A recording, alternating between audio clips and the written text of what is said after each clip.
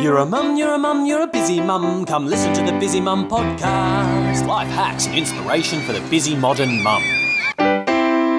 Our latest sponsor for the Busy Mum podcast is Amelia from Wonder Birthing. Wonder Birthing supports pregnant women and their partners on their exciting journey into early parenthood.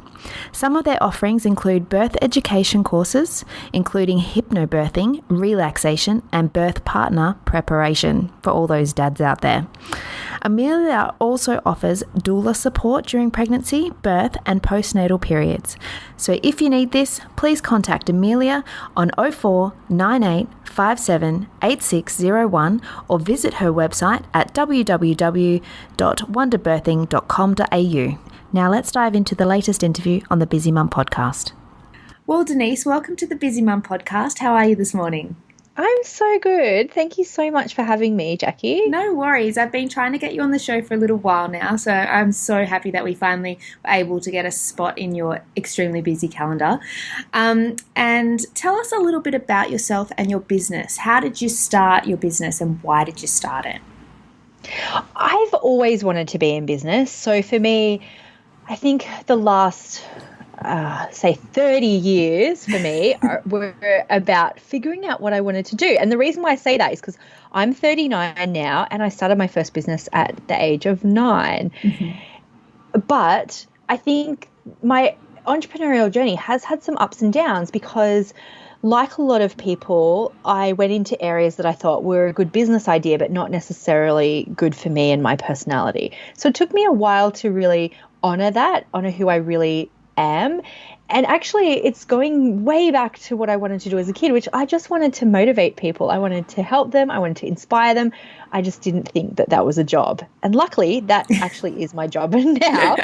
So my business now really focuses on helping women with the mindset of being in business. So the mindset around pricing, around asking for what they want, the mindset around designing their business in line with who they really are and how they want to show up in the world.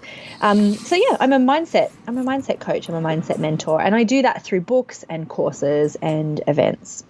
Okay, so at the moment, you've written 3 books, which are amazing. Yes. I've got them all. Actually, I bought them all. So I've read all the way through this one, The Lucky Bitch, A Guide for Exceptional Women to Create Outrageous Success. And I have tagged a lot of those pages because you actually give some really good advice and tips and activities to do, like takeaway tips. And I think you do that through the other 2 books as well. So what made you write your very first book? Like, what was your process? You know what? I love that you say I've written 3 books because as soon as you said that, I thought, oh, no, I've actually written a lot more books, but they weren't in my zone of genius. And so that's why you don't know about them. No. So actually, my first book I wrote in 2004 and it was called Internet Dating Tips for Men. No, I'm definitely not your target market for that book. No. And then I wrote a book, I think in about 2008, and it was called Raw Brides, and it was about women who wanted to get married and wanted to lose weight for their wedding using raw food. And then I wrote a series of other ones. I wrote one about having a green and ethical wedding. I even wrote one called Raw Grooms.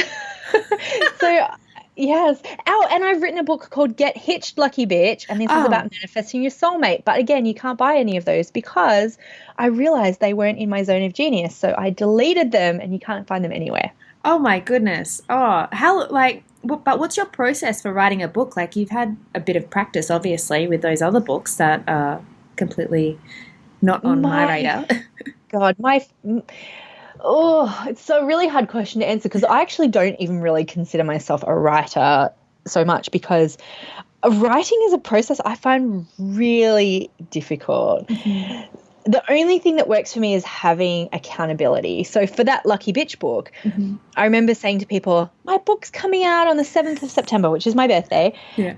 And I told people that for months and I was just like, I haven't written it. And it was like being at school when you had to do your assignment like the night before. That was me writing my book. And that was actually me when I wrote my marketing thesis for uni. I wrote it like 2 weeks before it was due because I was just that's what I such a procrastinator. Yeah, okay. So then for the second book, I actually hired somebody to help me.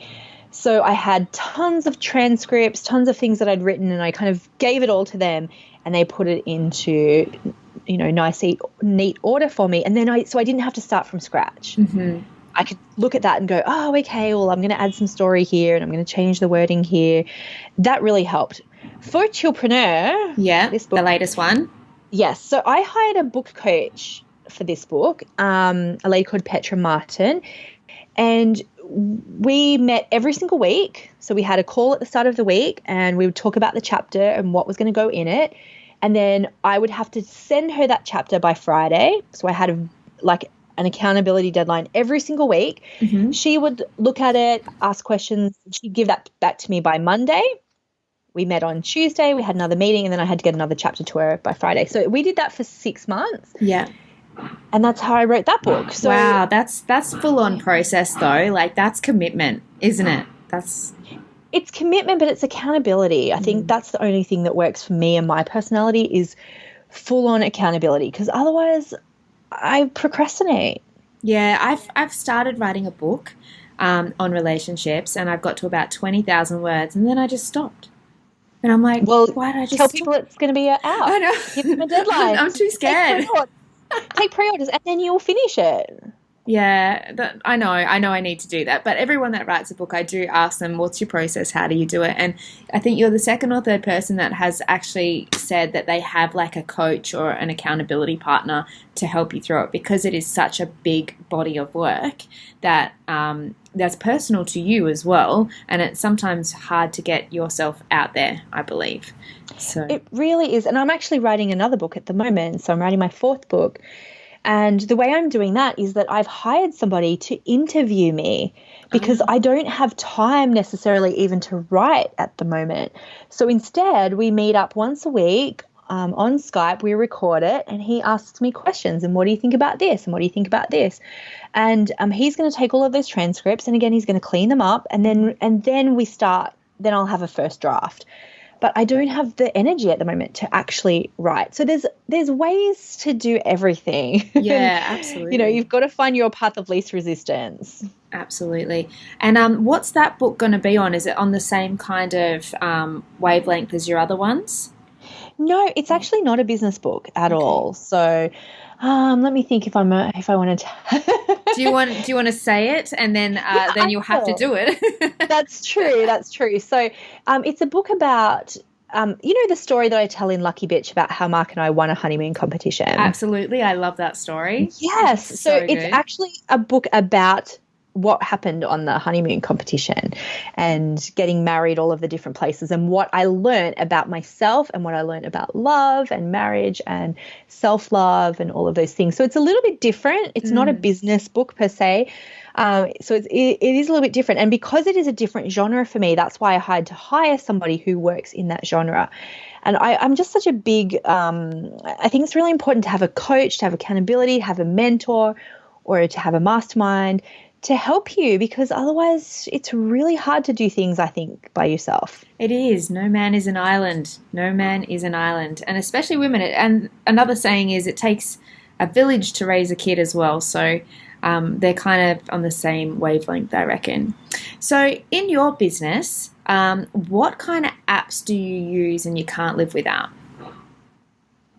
Well, I really need my phone for business. And I think before I had kids, I worked more on my laptop all the time. Yeah. Now I work a lot on my phone. So I love all the social media apps on my phone, which allow me then just to check in with my customers, with my clients, with my groups. So probably the apps I use the most, I could probably even find out. I probably should go look at my screen time thing and tell you what apps I use the most. Let's see if I can do this. I'm pretty sure Facebook is the biggest one. So are you more of like you're followed by Instagram? You're working on your business so by using these apps. You're not a scroll kind of person, are you? Do you end up in this? Are you in the scroll and then 20 minutes later you're like, oh my goodness, I can't get that 20 minutes back, and I've just scrolled, and then I think it's really tricky if your business is on social media, because is that business, is that procrastinating scrolling? I don't know, because I feel like being active on social media is great for my business. So I feel like sometimes I'm probably plugged in too much, because that's my world. All my clients are online. In terms of other apps that I use, I've been using Slack a lot recently. I'm just trying to look at my phone. What am I using? Facebook, Instagram a lot, Twitter. Not so much for work, but I use it to find out about what's happening with news and politics. Yeah, okay. Yeah. I have not watched the news for years, to be honest. You don't need to. Yeah. If it's really important, it comes up on my Facebook feed. And because I do follow the project, but that's not really news. That's kind of like entertainment with a splash of news. Well, that's the best thing. We can really curate our experiences online. And I also use the screen time app on my phone too I override it all the time, but it's like, you've spent a lot of time on social media today. Do you still want to do this? And I'm like, most of the time I'm like, yes, I do. But it sometimes just is that little thing of like, oh, hang on, wait, maybe not. Yeah, too much.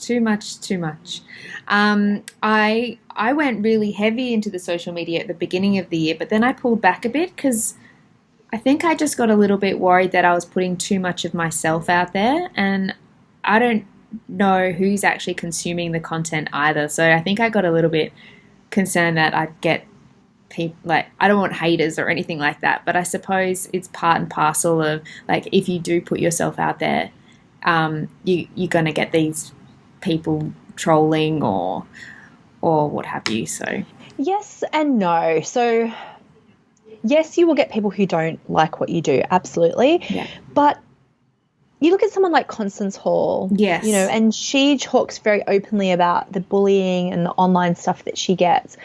And I just want to also give another perspective that it doesn't always have to be that way. I mean, there's something about her topic, I think, and her target audience that just lends itself sometimes to people really attacking her. And I just feel so sorry for her about that.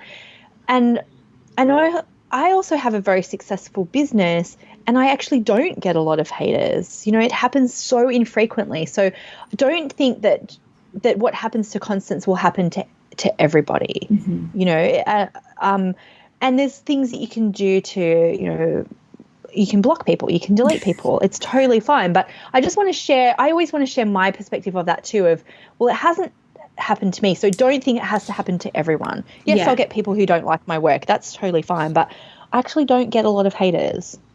Yeah, because I did see on a post of yours just this morning that someone said that manifesting should be for free. Why are you charging for it? So did you feel then that you had to, instead of just ignoring it, that you had to put up that post and just kind of say to everyone, it is actually free? I'm just trying to... Yeah, it totally.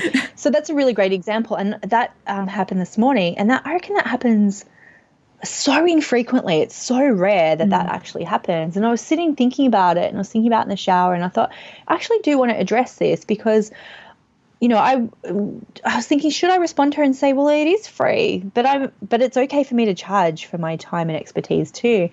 So yeah, I generally don't worry too much about getting haters, and maybe that's why I don't get them. Maybe, yeah. Well, you're not manifesting them. Yeah. So you kind of... I don't. Yeah, I'm not worried about it at all. I honestly do believe it is a mindset, and as you said with Constant, her topics are such as where she would probably get a bit of backlash. Whereas if you're talking about like love and motivation and happy things, of course you're going to attract those in the people that are attracted to your content. Sometimes, like, I do see people who are in the love and light space who do get haters as well. So I actually don't know what the difference is. And I think some of it is that because I don't fear it, it's just, they just slide on by. Maybe energetically I've got a little bit of a shield. I don't know. Yeah, it's interesting, but I just want to always share that because I think some people always fear that they're going to put a post up and they're starting right at the start of their business and they're terrified of that happening. And when it happens, it's not as scary as you think it's going to, and you can totally handle it. And it's not going to happen as badly as you probably fear that it's going to when you watch someone like Constance and you think, oh my God, I'm going to put a blog post up. And it's like, I mean, she's got tens and thousands and, you know, millions of people watching her. The average person isn't necessarily going to have a business that's that public. So then therefore don't feel like you're never going to put anything out there because of the fear. And I know Mia Friedman does talk on this issue as well about I think it's called stacking or something like that. I went and saw her speak, and she said, because she's in media and sometimes like they put out quite a lot of content, and then all of a sudden they'll get all that stuff coming at them, which is it's like when you go on to those reality shows, and if you're made out like the villain, you just get all this hate piled on top of you, and to try and come out mentally from that would be quite hard. So, you know, maybe just don't go on those shows if you're not prepared to, you know, be made out as a villain, because they can kind of twist your words a little bit, I think. Now, let's move on from that topic. I've also stalked you a little bit and know that you've purchased a rose farm. Yeah, I saw that. So what made you do that? Because like you've got your courses, you've got your books, and you do some public speaking as well, and then you've purchased a rose farm. So what were your thoughts behind that? So it was totally You're smiling. Really a manifesting thing. No, because we're building a beach house, and that was always my dream, to live on the beach, live in a mansion by the beach. So we're building that house, and I think sometimes when my dreams come true, I start looking, what else would be good to manifest? So I was saying to Mark, wouldn't it be great one time to, and I was thinking way in the future. I was like, wouldn't it be awesome to have a country house for weekends, like a weekend country house? Because I started reading the magazine Country Style, and it's so inspiring. And it's always these stories of these people who are like, we were on holidays and we saw this farm, and before we knew it, we bought it. And so I was just reading those and getting so inspired by that, but not thinking that was ever going to be me, and just thinking one day in the future. So I started writing it in my goal journal. You know, one day we'll have this country house, and I started a Pinterest board for inspirational images. So here's the thing about the law of attraction is that once you start doing those things, it does attract it to you, even if you're in your mind, you're thinking, but I'm not actively looking for a rose. Yeah. I'm just looking. So I saw this property that came up, and it was a beautiful country, exactly the kind of country cottage that we wanted. And it just happened to be attached to a very small rose farm. It's not a massive, big commercial thing. So I went out and saw it, and I fell in love with it. And so we decided to buy it. And what's great, it's really funny because it's so not what I do. And Mark now has taken over, you know, doing the roses, and he loves it. He really loves it. And we're never going to be a commercial rose farm ever, but because he goes out there every week and he cuts these roses, he's like, well, I'm going to try and find someone to sell it to. So he goes out, and I don't mind telling you, I make a lot of money in our business, and he's in the business too. So, you know, our business it turns over, you know, almost $3 million a year. But because we've now got this rose farm, he's selling roses for like, you know, $100 a week he makes from the rose farm. And we've got tenants in there, and we've got big plans to make it a retreat center and stuff in the future. But you just have to be careful what you're asking the universe for, I think, is the moral of that story. Absolutely. I know my mum enters a lot of competitions similar to, well, you don't enter a lot of them, you just entered that one, I think. But she entered a competition, and she actually won business class flights to Paris and that as well. So like I know, I was like, are you kidding me? She goes, yes, I was just on the radio and I won this. I'm like, no way. She's like, yeah. And she wins the lotto all the time, like just little amounts all the time. So she's very lucky like that, but she's also very like positive as well, and I think she does a bit of the manifesting as well. So I'll just move on to my next question. Where do you get your business information from, and why? So I've been a bit of a business and personal development junkie for a long, long time. So my books are always great for me. You know, I love reading business books. I've also invested in a lot of courses, a lot of business courses, masterminds. But what I find is once you know the basics of business, I don't think there's that many advanced strategies, really. Okay. Like there's advanced, sometimes new things that come out about algorithms or things like that. But the basics of business are going to be the same forever. And that's what I talk about in Chillpreneur, that you have to share what you know and make offers. And the way you share will change over time. Eventually we'll be hologramming into people's lounge rooms instead of doing podcasts. But the process of that will still be the same. Sorry, I guess the outcome of that, of sharing what you know with people, connecting to your audience in whatever way that is, and then making an offer. And you can make an offer in lots of different ways, from a sales page to a sales call to a webinar. But it's still going to be the same thing, asking somebody to work with you or giving them an offer to work with you. So once you've realized that, what are the nuances that you need to learn? And I believe that the nuances aren't necessarily about learning about business and marketing. It's actually about learning about yourself. What feels good for you? What are your strengths? What are you really good at? What are you not so good at? What do you need to outsource? And refining those things over time, so you're constantly finding ways to make your business more enjoyable for you, which means you'll show up better for your customers. And I think that's it. So I haven't actually done a business course really for a while now. Instead, I invest money in finding out more about myself and what makes me tick. Okay, cool. And so your business, as you said, you turn over about $3 million a year. At what point did you was it just time in the business that got you to this point, or was there a particular year that just kind of catapulted you past the million and then? I think there's a couple of things. So it's not time, right? It's not time. It's consistency rather than time. So because some people can be in business for 10 years and not do anything, Yes, or they I know. can shift and change. Yes, we've all been there. Or they can shift and change and not be consistent. So there's something there about the consistency has its own timeline rather than actual physical linear time. Yeah. But yes, there's definitely some things, and they're all mindset based, because logistically, if you want to make $1 million or $100,000 or $10,000 or whatever, it's like, well, it is a numbers game, as in if you're selling something that's $5, you're going to have to sell a lot of those to make $1 million.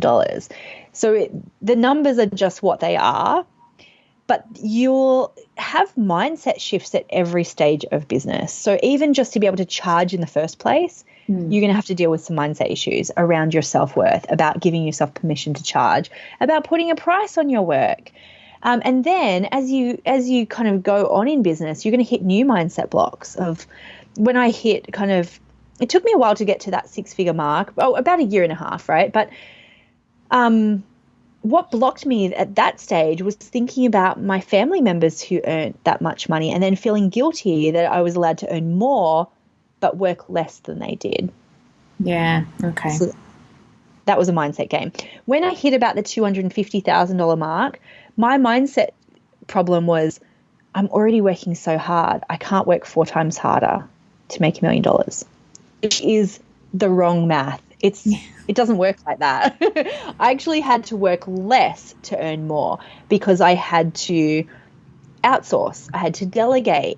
I had to automate. I had to eliminate things that weren't my zone of genius anymore. I had to increase my prices. I had to leverage my time and do more group work or more teaching and writing a book than doing one-to-one work. So then when I got to that $1 million mark, I think the mindset thing again was, well, I can't see how I can earn more than $1 million.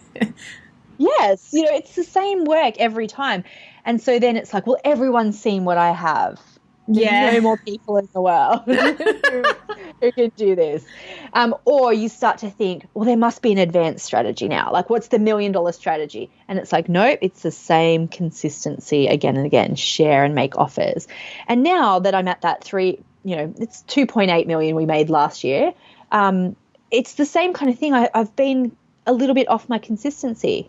It's like, oh no, there must be something sexier. And it's like, no. It's the consistency that does it. I think that's a bit of my mindset as well, as you kind of think, oh, I've made that much money, so how do we, like, there must be a secret sauce somewhere. Like, what am I doing wrong? And it's nothing. You're not doing anything wrong. You just, as you say, mindset and the consistency. I think that's, like, if you just dumb it right down, really, don't you? You just dumb it right down. So make it really simple. The KISS rule, keep it simple, stupid, and just, be kind to yourself. It's like, you don't need to bust a gut. You don't need to do that to make more. Now, I'm going to ask you quickly about B School. I've seen Marie Folio, like I watch Marie TV, and I noticed that did you go to B School? Yes, I joined B School in 2011. Oh, okay, yep. It was a game changer for me in so many ways. One of the biggest game changers for me around that program was suddenly meeting a community of women who were interested in business, because I felt really alone. I felt super lonely. I felt like I was caring too much about money. Yeah. That I was doing things that were kind of weird to my friends who were in jobs. So that was a game changer for me. And I'm actually a mentor on this year's B School program, which is a really fun way to give back. I think Marie is such an amazing person. And let me share something from behind the scenes of being a mentor, because this is fascinating. Okay. People have been saying, oh, I'm so glad I joined this year. I've been circling this program for 5 years. And that just shows to me how consistent Marie has been, creating Marie TV every single week for 10 years, because you never know when someone's ready to join a program. And also, she has really shown me too. I think there's about 5,000 people in the new group, right? So I'm sure Marie's gone through a point of everyone's seen B School. Yeah. Everyone's seen it. No one else is going to join. And I thought that too. I thought, surely everyone's joined B School now. Like, surely she's going to finish doing B School soon. She still had at least 5,000, if not more, people join this year. And so whenever I feel like, oh, everyone's seen my money boot camp, I go, you know what? I can't quit until I've had as many people in boot camp as have joined B School, because they're out there. They're hungry for that information. Absolutely. And unfortunately, Marie's at like 50,000. So I'm like, I have to be at 50,000 before I can quit Money Boot Camp or feel like everyone's seen it. Oh my God, 50,000. I'll tell you a quick story of how I actually came across you, because before this time I didn't actually know that you existed. So you wrote an article saying, or a blog post it might have been, that got shared everywhere, of how much help you get at home. Yeah. So then that was shared on Kate Toon's Misfit group, I think it was. And I was like, oh, what is this? And I read through it and I thought, wow. So it just kind of opened my mind to, like, if you want to do more, like, you don't have to do all the more. And I was like, Jesus, this is like a big thing for me, because I was trying to do it all while trying to do it all, and it just was not working, because you burn out.